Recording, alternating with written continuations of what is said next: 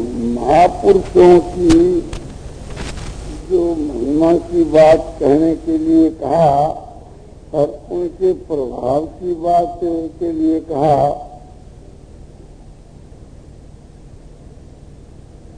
तो ठीक है, उनका जो प्रभाव है वो अपरिमित है, वो परिमित नहीं।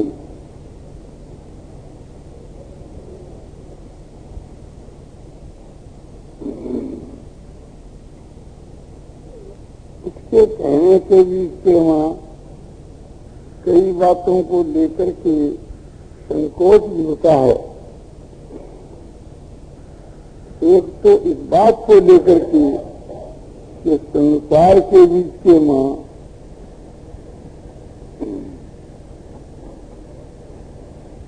लोग भूरे होते हैं और चाहे जिसको महात्मा मान कर करके और एक प्रकार से उसका दुरुपयोग करते हैं।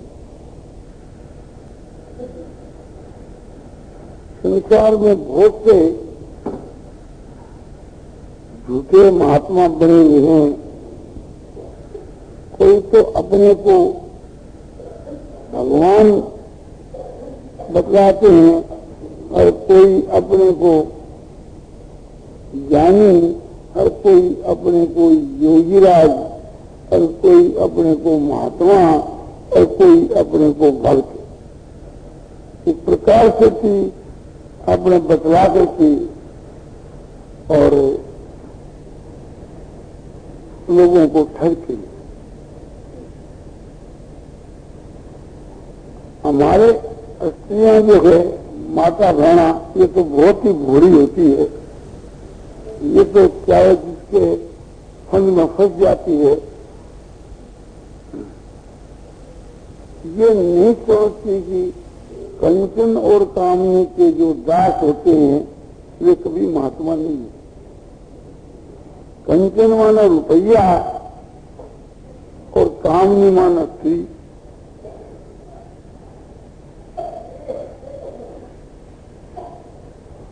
और उत्कोटि के जो पुरुष होते हैं उनमें मान, बड़ाई, पूजा, प्रतिष्ठा, वास्तव में इसकी गंध भी नहीं होती। मान, बड़ाई, पूजा, प्रतिष्ठा को वे बलमूत्र के समान समझ। उन उत्कोटि के पुरुषों के बीच के मां समता होती है, स्वार्थ का त्याग होता है और वे दूसरों के हित में रहते हैं। उनका अपना तो कुछ कार्य रहता नहीं। उनका जो कुछ अपने तन मन धन है या जो भी कुछ एक प्रकार से उनके अधिकार के वहां चीज है, वो सब जगत जनार्दन की है। रात और दिन वे उसी काम के वहां लगे रहते हैं। तो ऐसे पुरुष इस जमाने में बहुत ही कम होते हैं। अब ये नहीं, द्वापर युग के बीच के मां भी बहुत ही कम थे। इसी बात को ध्यान में रख करके भगवान श्री कृष्ण जी ने 7वें अध्याय के 30वें श्लोक में कहा है कि मनुष्याणां सहस्रेषु कश्चित् यतति सिद्धये और यततामपि सिद्धानां कश्चित् मां वेति सत्यता। हजारों आदमियों में से कोई एक आदमी भगवान कहते हैं मेरी प्राप्ति रूप सिद्धि के लिए प्रयत्न करता है। हजारों में कोई एक, और प्रयत्न करने वाले सिद्धों में कोई एक ही पुरुष मुझ परमात्मा को तत्व से जानता है। तो हजारों पुरुष मनुष्यों के बीच के वहां समझो यानी लाखों करोड़ों मनुष्यों के बीच के वहां कोई एक ही महापुरुष निकल। आज करीब हिंदुस्तान के बीच के वहाँ 40 करोड़ मनुष्य होंगे, और जो ये हिंदुस्तान जो है अध्यात्म विषय का केंद्र है, सारी दुनिया के लोग अध्यात्म विषय की शिक्षा, सारी पृथ्वी के लोग अध्यात्म विषय की शिक्षा इस भारतवर्ष से लिया करते थे। ये बात सुन मनु जी ने कही। ऐसे अध्यात्म प्रधान इस भारतवर्ष के बीच के वहाँ समझो कि 40 करोड़ मनुष्यों के बीच के वहाँ जो जिसको हम लोग महापुरुष कहते हैं, ऐसे 40 पुरुष भी शायद ही हो। तो इससे करोड़ आदमी में से एक आदमी इस गणना से पड़ जाता है। आजकल इस प्रकार से देखने में आता है, कितने सैकड़े हजारों आदमी एक दूसरे को ही महात्मा मानते हैं, और दूसरे सैकड़े हजारों आदमी एक दूसरे को ही, और कितने एक तीसरे को ही, कितने एक चौथे को ही। तो सब जगह इस प्रकार से अपनी अपनी ढपनी सी बज रही है, और समझो कि आपने कितने अपना अपना भगवान बना रखे हैं। कितने आदमी तो समझो कि हमारे देखने के बीच में ऐसी बात आती है, और उनको भगवान के नाम से संबोधन करते हैं, और वह पामर उस भगवान के नाम से अपने को स्वीकार करते।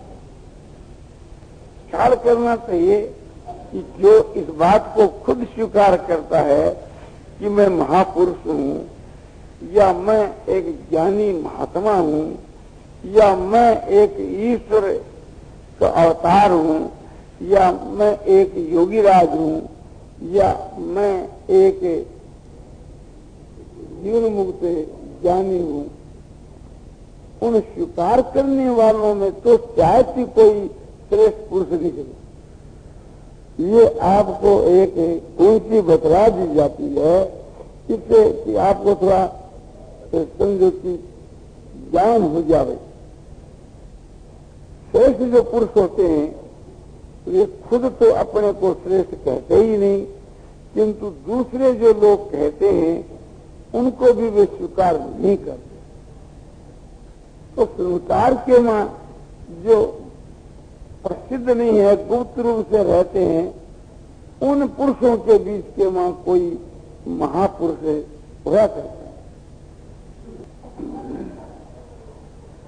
और ये नहीं कि प्रसिद्धों के वहां कोई नहीं होते, सैकड़ी जो प्रसिद्ध आदमी लोग मानते हैं, उनके बीच के वहां कोई एक महापुरुष उनमें भी होता है, किंतु इसका पहचानना जो है वो बहुत ही कठिन। तो महापुरुषों के गुण और प्रभाव की बात और उनकी महिमा की बात एक तो इसलिए कम कही जाती है कि जो झूठे महात्मा बने बैठे हैं, वे लोग एक प्रकार से उस पद्धति से अपने को पूजाने लगेंगे कि देखो, एक प्रकार से कि गीता भवन में जयदयाल गोविंद के ने महात्माओं के विषय में ऐसी बात कही, और वह महात्मा है तो मैं हूं। इस प्रकार से आप वो महात्मा बनकर के, ज्ञानी बनकर के, योगी बनकर के और अपने को पूजाने लगेंगे। हम नहीं भी कहें तभी एक प्रकार से है जो वो प्रथा जो चली हुई है, या तो बंद होनी मुश्किल है, कठिन है, किंतु एक प्रकार से उसको समर्थन कर देने से और उसको प्रोत्साहन मिल जाएगा लोगों को। और दूसरी बात यह है कि कोई आदमी ऐसा समझ लेता है कि महात्माओं के जो लक्षण बतलाते हैं, तो ये एक प्रकार से इसको ये महात्मा मान ले में एक यही साथ महात्मा हो ऐसा मान करके और मेरे साथ के बीच के वहां दुर्व्यवहार करने लगते हैं। दुर्व्यवहार ये एक प्रकार से उसकी बड़ाई करनी, उसको मान करना या उसकी प्रतिष्ठा करनी या उसको महत्व देना, ये दुर्व्यवहार है।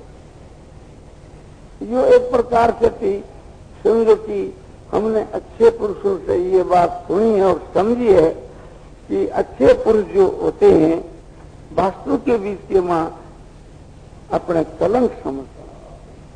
माने यह है कि जो अच्छे साधक होते हैं वे भी एक प्रकार से थी अपने मान बढ़ाई के फंदे में फंस जाते हैं तो गिर जाते हैं। तो यह एक बड़ी एक प्रकार से बला है। तो साधक जो पुरुष हैं उनको तो खूब ही सावधान रहना चाहिए। जो अच्छे पुरुष होते हैं वे मान बढ़ाई खुद नहीं चाहते, किंतु दूसरे लोग उनको मान और प्रतिष्ठा देते हैं तो वो अमृत से भी बढ़कर के प्रिय लगने के कारण से थी साधक आदमी उसके वहां फंस जाता। तो इसलिए एक प्रकार से साधक मनुष्य को तो इससे दूर ही रहना चाहिए। और जो अच्छे पुरुष हैं उनको ये उचित है कि मान बढ़ाई प्रतिष्ठा का उनके भीतर में ही त्याग है, किंतु संसार के बीच के वहां एक मान बढ़ाई प्रतिष्ठा से रहित होकर के किस प्रकार से विचरण करना चाहिए, ये बात संसार के वहां आचरण में लाने की बड़ी आवश्यकता है। समझो कि जो इनके किंकर हैं वे तो अपने को पूजाते हैं तो क्यों ऐसा करेंगे। और सच्चे जो महात्मा जो पुरुष होते हैं एक प्रकार से थी वे यदि वास्तव के वहां इस आदर्श को नहीं दिखलाएंगे तो फिर संसार के वहां दिखलाने वाला ही कौन रहा। भगवान ने गीता में कहा है कि यदि यद आकर्ति श्रेष्ठ तब देवी तिरोजनो स यद प्रमाण कुरुते लोकस तदम उवर्त। श्रेष्ठ पुरुष यानी महात्मा पुरुष जो जो आचरण करता है उसी के अनुसार दूसरे इतर माने दूसरे लोग चलते। और श्रेष्ठ पुरुष जिस बात को प्रमाणित मान लेता है, प्रमाण कर देता है कि ये बात सही है, उसी के अनुसार भी लोग चलते। और श्रेष्ठ पुरुष जब मान बढ़ाई प्रतिष्ठा को स्वीकार कर लेंगे तो दूसरे जो एक प्रकार से हैं वे भी समझेंगे कि मान बढ़ाई प्रतिष्ठा की निंदा तो सभी करते हैं, किंतु प्राप्त होने के ऊपर स्वीकार भी सब कर लेते हैं। जो संसार के वहां महात्मा के नाम से प्रसिद्ध है, योगी के नाम से, ज्ञानी के नाम से, नेता के नाम से प्रसिद्ध हैं, जो आचार्य कोटि के वहां प्रसिद्ध हैं, तो संसार के बीच के वहां लोग कहेंगे कि भाई सभी तो एक प्रकार से करते हैं, ये जो आप कहते हो ये बात समझो व्यवहार के मान नहीं देखी जाती। और व्यवहार के मान न आने के कारण से भी उसका दुनिया पर असर नहीं होता। लोग कहते हैं कि ये सब बात कहने की होती है और वास्तव के बीच के मां काम में लेने की नहीं होती। जो हम कहते हैं कि भी गीता के लक्षण जिनमें घटते हैं, गुणातीत के लक्षण जिनमें घटते हैं वे गुणातीत, भक्तिमान पुरुषों के लक्षण जिनमें घटते हैं वे भगवान के भक्त।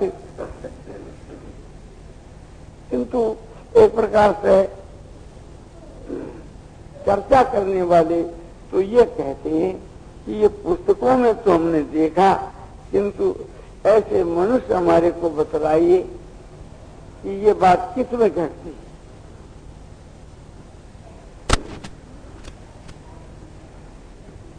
नहीं तो एक प्रकार से वास्तव के बीच के वहां यदि ये बात घटनी मुश्किल है तो ये एक उत्तम जो लक्षण है केवल पुस्तकों के वहाँ ही आदर्श है। तो बतलाने के विषय के वहाँ आपको उस दिन मैंने बतलाया था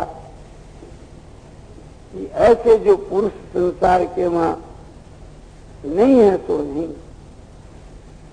संसार में किसी भी चीज का अभाव नहीं है, किंतु हमारी जो परीक्षा है वो कच्ची है, ठीक नहीं है। हम किसी को महात्मा बतला दे रहे हैं, वे महात्मा नहीं निकलता है, और किसी को हम महात्मा नहीं मान रहे हैं, उनमें भी कोई महात्मा निकलाता है। क्योंकि न तो हम सर्वज्ञ हैं और न एक प्रकार से ये विषय ऐसा है कि दूसरा किसी को कोई जान सके। महापुरुषों के विषय में ऐसा ही सुनने में आता है कि वह स्वसंवेद है, परसंवेद नहीं।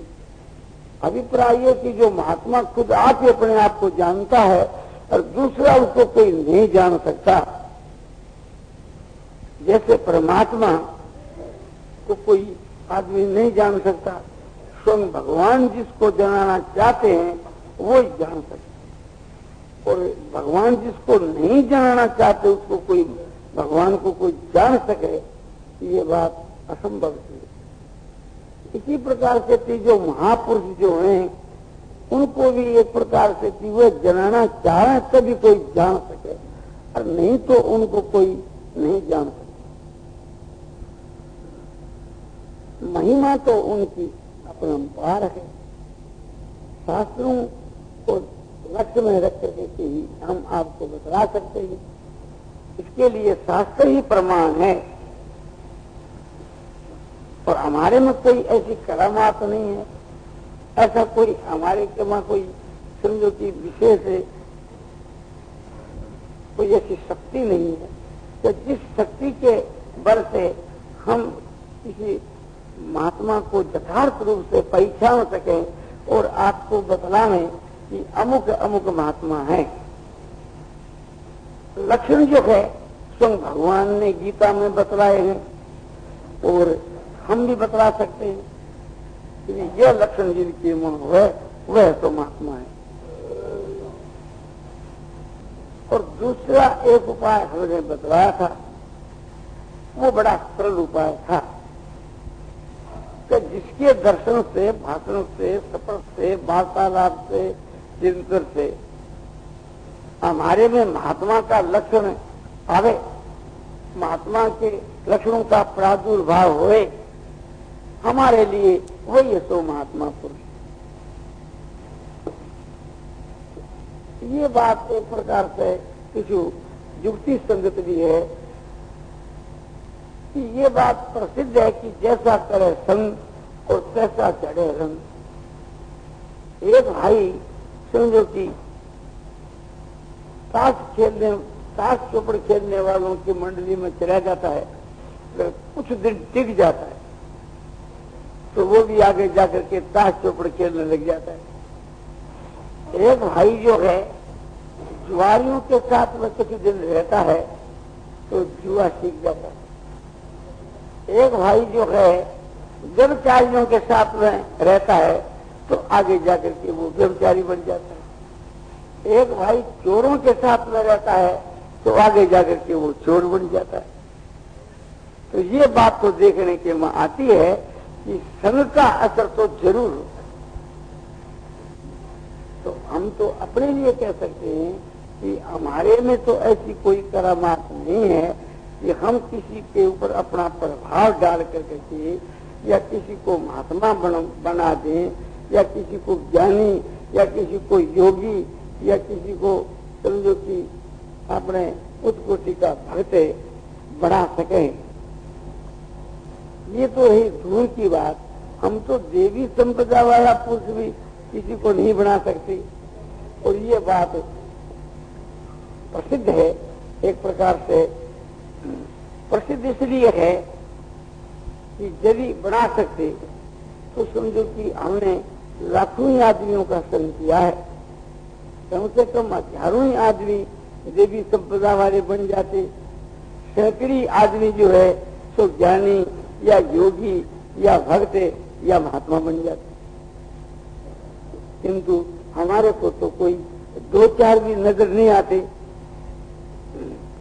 इसलिए हम पहचान नहीं कर सकते हैं अपने समझो कि दोष दृष्टि के कारण से। स्वाभाविक ही मनुष्यों के बीच के वहां दोष दृष्टि हुआ करती है और दोष तो स्वाभाविक ही दिख जाया करते हैं, बिना ही दिख जाया करते हैं, और दोष होते हैं और दिख जाते हैं, ये तो मामूली बात है। तो ये बात है कि जो बात गीता रामायण भागवत आदि शास्त्रों की आपकी सेवा में निवेदन की जाती है, शास्त्रों के आधार के ऊपर जो बात कही जाती है, उसको कोई भाई या बहन काम में लाए तो एक प्रकार से उसको लाभ हो सकता है, और यदि उसको मैं काम में लाऊं तो मुझको लाभ हो सकता है, क्योंकि न्याय है। उन महापुरुषों की बात को कोई भी काम में लाए तो उससे लाभ हो सकता है। और जो महापुरुष जो होते हैं उनमें भी ये विशेष बात है कि उनकी हम लोग आज्ञा का पालन करें तो हम लोग भी महापुरुष बन सकते हैं। और जिनके दर्शन भाषण सप्रश और वार्तालाप देती ही दूसरे महापुरुष बन जाए, ऐसे पुरुष संसार में कोई होए तो एक प्रकार से हमारी जानकारी में नहीं। हम ऐसे तो नहीं कहते कि संसार के वहां नहीं ऐसे, हाँ परमात्मा की प्राप्ति होनी एक बात है और दूसरों को परमात्मा की प्राप्ति करा देनी एक बात है। तो परमात्मा की प्राप्ति वाले तो संसार के वहां समझो कि कई पुरुष हो सकते हैं, वे अपनी क्यों प्रसिद्धि करते हैं हम सबको जानते ही नहीं। तो इस प्रकार से गुप्त रूप से कई मनुष्य मिल जाते हैं, किंतु ऐसे कोई पुरुष हो के जिनके दर्शन भाषण सप्रश और वार्तालाप से समझो कि मनुष्य महात्मा बन जावे, ज्ञानी बन जावे, ऐसे पुरुष यदि प्रसिद्धि के वहां हुए तो उससे कई ज्ञानी महात्मा बन जाते, तो वो बात छिपी नहीं है। जिसको भगवान की प्राप्ति हो जाती है ऐसा पुरुष तो छिप करके भी रह सकता है, किंतु ऐसा पुरुष कैसे छिपे कि जिनके दर्शन भाषण सफर से दूसरे महात्मा अपने खड़े हो जाए, बन जाए, उसके प्रभाव से ऐसे पुरुष छिप नहीं सकते।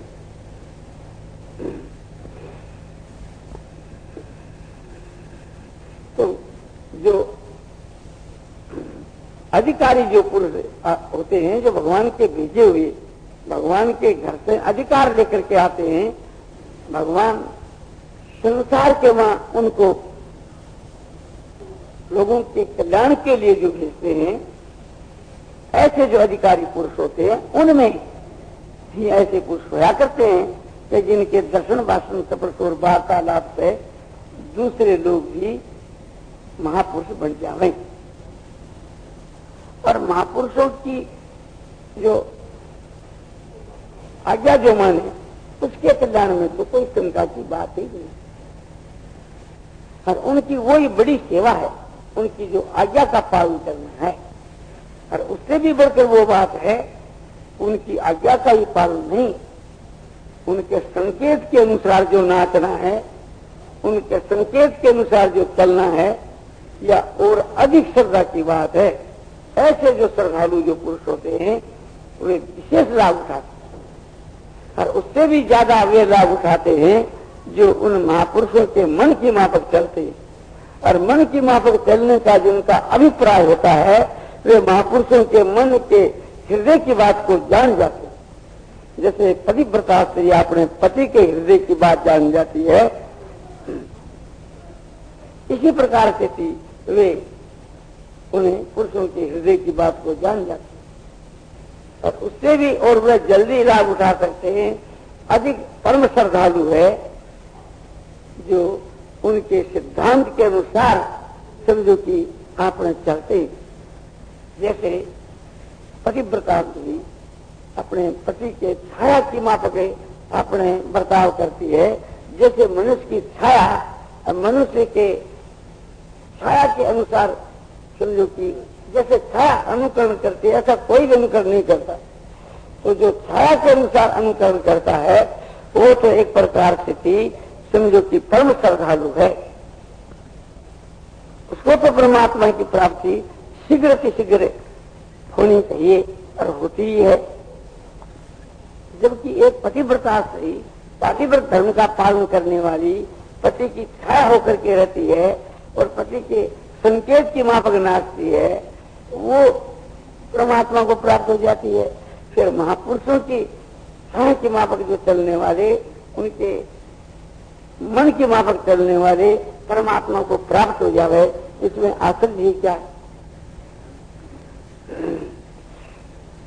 हुक्म की माफक और मन की माफक चलने पर तो एक माता पिता की आज्ञा का हम पालन करें तो उससे हमारा कल्याण हो सकता है। हम एक गुरु की आज्ञा का पालन करें तभी हमारा कल्याण हो सकता है। चाहे गुरु जो है महापुरुष न हो, आज्ञा के पालन का बड़ा भारी महात्म है। और उससे भी ज्यादा महात्म है कि एक प्रकार से उनका अनुयायी होकर के और उनके संकेत के माफक चलना, और उससे भी ज्यादा पावर है उसमें जो उनके मन के माफक है और उनके सिद्धांत के माफक चलना। तो ऐसे श्रद्धालु संसार के बीच के माँ बहुत ही कम देखने में आते।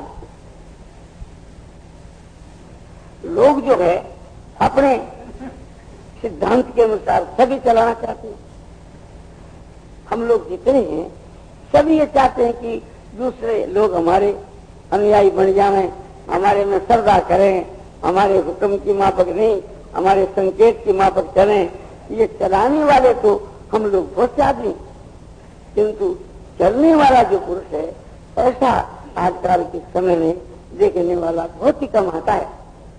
संसार के मां हम लोग जितने आदमी हैं, अब जितने हम यहाँ मौजूद में बैठे हैं इस कमरे के बीच के मां, अधिकांश आदमी जो है इस बात को चाहता होगा कि भाई हमारे हुक्म का लोग पालन करें, हमारे सिद्धांत के अनुसार चलें, हमारे में लोग श्रद्धा करें।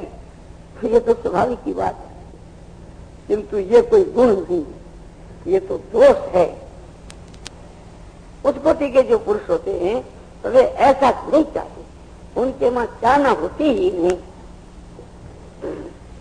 उनके बीच के मां एक प्रकार से चाहना सी कहीं दिखती है, किंतु वास्तव के मां होती नहीं।